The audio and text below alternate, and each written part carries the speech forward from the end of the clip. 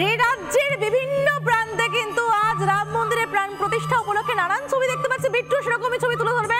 গণেশ টকিজের সামনে থেকে বিট্টু রয়েছে। বিট্টু, বিরোধী দলনেতা শুভেন্দু অধিকারী আজ সকাল থেকে তিনি অনেক কর্মসূচি রেখেছেন। গণেশ টকিজ থেকে তার কর্মসূচি কখন শুরু হবে সেটা তো জানবোই। পাশাপাশি বিট্টু, তোমার পিছনে আমি হাত তুলে যে নাচের ছবি দেখতে পাচ্ছি, তাদের সঙ্গে কথা বলবো, তাদের নাচ দেখবো।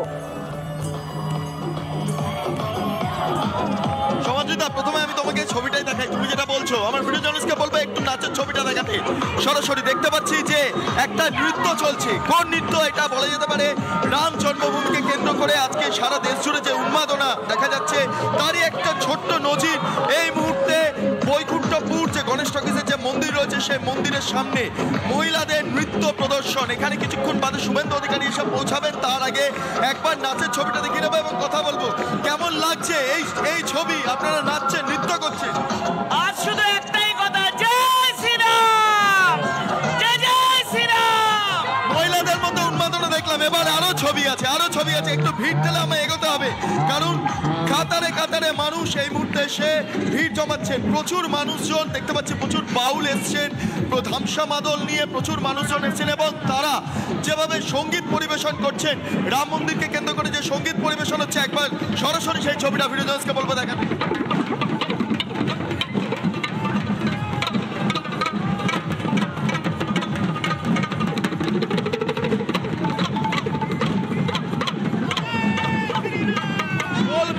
রীতিমতো বাউলদের কথা শুনবো। কেমন লাগছে? কেমন লাগছে? ভালো লাগছে, খুব ভালো। এটা ভারতবর্ষের গৌরব। জয় শ্রীরাম। বাউলদের কথা শুনলাম। এবার যারা বিজেপির অনেক নেত্রীরা এসছে, তাদের সঙ্গে একটু কথা বলবো। কেমন লাগছে আজকের দিনটা দিদি? কেমন লাগছে? আবেগ, উত্তেজনা, একটা স্বপ্ন পূরণ হলো। 3.5 কোটি মানুষের মৃত্যুর পরে এই যে একটা স্বপ্ন পূরণের দিন। এবং সবচেয়ে বড় কথা, বিজেপি প্রথম প্রধান কর্মসূচি ছিল এইটা। সেই কর্মসূচি 370-এর পরে রাম জন্মভূমি, এটা আজকে সম্ভব হচ্ছে। এটা মানে জীবন ধন্য হয়ে যাওয়ার মতো বিষয় এটা। সরাসরি আরো ছবি দেখাবো, একের পর এক ছবি। আমি যাই, আমি এখানে দেখবো আরেকটা নৃত্য প্রদর্শন চলছে। ঢাকের বাদ্যিতে রীতিমতো তালে তাল মিলিয়ে এই মুহূর্তে এক অকাল দীপাবলি, অকাল উৎসব, সেই ছবিটা দেখতে পাচ্ছি। আমার ভিডিও জার্নালিস্টকে বলবো একটু ছবিটা দেখাতে। এবং এখানে যে নৃত্য প্রদর্শন হচ্ছে, সেই নৃত্য প্রদর্শনটা বাচ্চা নিয়েও ধামসা মাদল নিয়ে একেবারে উৎসবের আমেজ। রাম তো গোটা দেশের, রাম বাংলার, রাম প্রত্যেকের ঘরের রাম লাল্লা। এবং তাই তার জন্য কিন্তু আজ বিশেষ পুজোরও আয়োজন করা হয়েছে তারাপীঠে। সেই ছবিতে নজর রাখবো। পাশাপাশি দেখতে পাচ্ছেন রাম মন্দিরে অমিতাভ বচ্চন বিগ বি এই মুহূর্তে রাম মন্দির পৌঁছে গিয়েছেন। সেই ছবি দেখাবো আপনাদেরকে। রাম মন্দিরে একের পর এক তারকা হাজির হচ্ছেন এই মুহূর্তে। বিগ বি, অমিতাভ বচ্চন সঙ্গে অভিষেক বচ্চন আমি দেখতে পাচ্ছি সেই ছবিতে। অভিষেক বচ্চন, অমিতাভ বচ্চন দুজনেই পৌঁছে গিয়েছেন রাম মন্দির চত্বরে। এই ঐতিহাসিক মুহূর্ত, যে মুহূর্তের সাক্ষী আমরা কয়েক প্রজন্ম একসঙ্গে থাকতে পারছি, তার থেকে নিঃসন্দেহে বিগ বি নিজেকে দূরে রাখতে চান না। পৌঁছে গিয়েছেন তারা এই মহাযজ্ঞে সামিল হতে।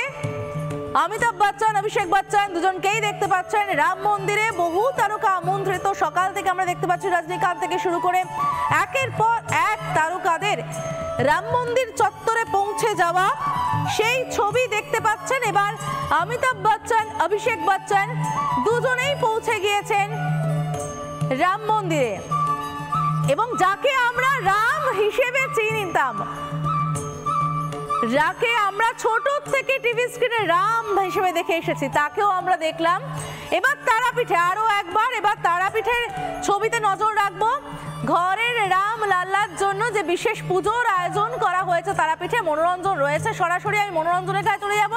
মনোরঞ্জন, তারাপীঠের বিশেষ পুজো কি আয়োজন করা হয়েছে? মানুষের ভিড় কতটা দেখতে পাচ্ছ? উৎসাহ, উন্মাদনার ছবিটা তোমার নজরে। দেখো, তুমি ঠিক বলছো, রাম কিন্তু সত্যি সারা দেশবাসী, রামলালা আমাদের। এবং এই তারাপীঠে দেখো, সেখানে দেখাচ্ছি যজ্ঞের প্রস্তুতি, একের পর এক বস্ত্র সাজানো হয়েছে দেখো এখানে, এবং বিভিন্ন উপাচার দেখতে পাচ্ছ ফল মূল শাক সবজি সমস্ত কিছু ওই আগে দেখানো যাচ্ছে সেখানে কিন্তু যজ্ঞ হবে। এখানে লাড্ডু, রামলালা বজরংবলীর পুজোতে লাড্ডু দেওয়ার একটা বিশেষ রীতি রয়েছে, সেইটাই দেখো দেখতে পাচ্ছ। এবং বেল কাঠ নিয়ে আসা হয়েছে, এইটুকু বেল কাঠ নয়, আরো বেল কাঠ নিয়ে আসা হবে, এমনটাই কিন্তু আমরা জানতে পারছি। শ্রীরাম জন্মভূমি তীর্থক্ষেত্র ন্যাস সমিতি তারা আয়োজন করেছে অকাল দীপাবলি। তুমি দেখতে পাচ্ছ পরপর দ্বীপ সাজিয়ে রাখা হয়েছে।